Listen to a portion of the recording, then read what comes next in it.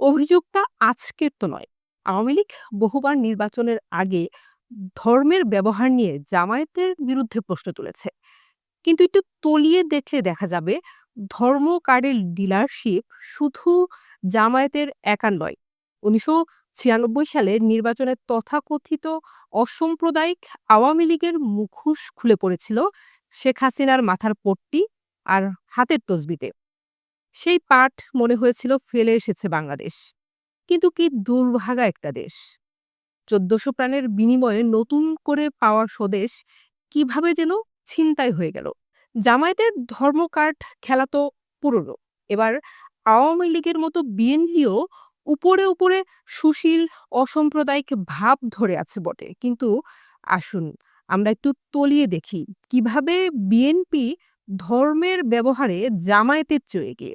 তারেক রহমান সিলেটে যেদিন প্রথম নির্বাচনী জনসভায় জামায়াতে ইসলামীকে ইঙ্গিত করে বললেন, যারা বেহেশতের টিকিট বিক্রি করে তারা শিরক করছে।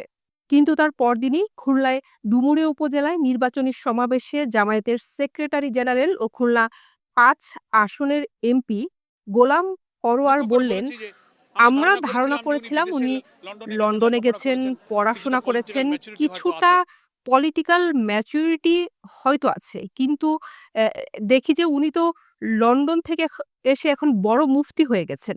বিলাত থেকে এসে ফতোয়া দিচ্ছেন। কে মুসলমান আর কে কাফের। এখানে কোন পক্ষ ধর্মের ব্যবহার করল? সম্ভবত ২ পক্ষই। কিন্তু বদনাম কেন শুধু জামায়াতের? যারা হুজুর, মৌলানা, মুফতি তাদের মাথায় টুপি তো চিরাচরিত। কিন্তু নির্বাচনের আগে মির্জা ফখরুল ইসলাম আলমগীর, মির্জা আব্বাস কিংবা সালাউদ্দিন আহমেদের মাথায় টুপি দেখেছেন আপনারা। কেন?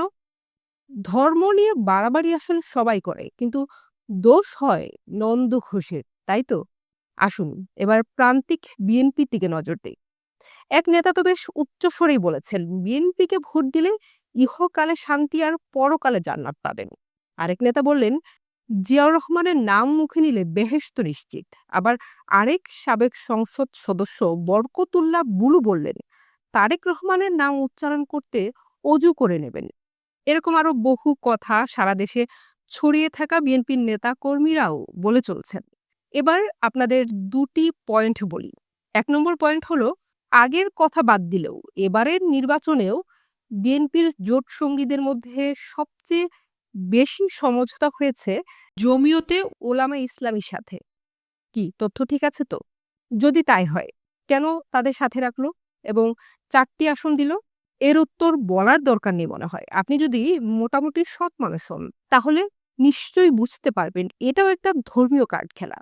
এখানেই শেষ নয়। তারেক রহমান তার নির্বাচনী ইশতেহারে ঘোষণা দিয়েছেন, রাষ্ট্র পরিচালনার মূলনীতি আল্লাহর প্রতি পূর্ণ আস্থা ও বিশ্বাস।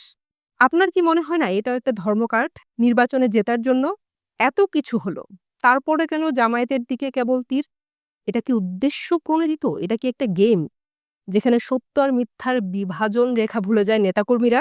যেখানে সত্য আছে, ন্যায় আছে, সেই পক্ষই জিতে যাক গণতন্ত্রের এই অভিযাত্রায়। এই কামনাই আমাদের।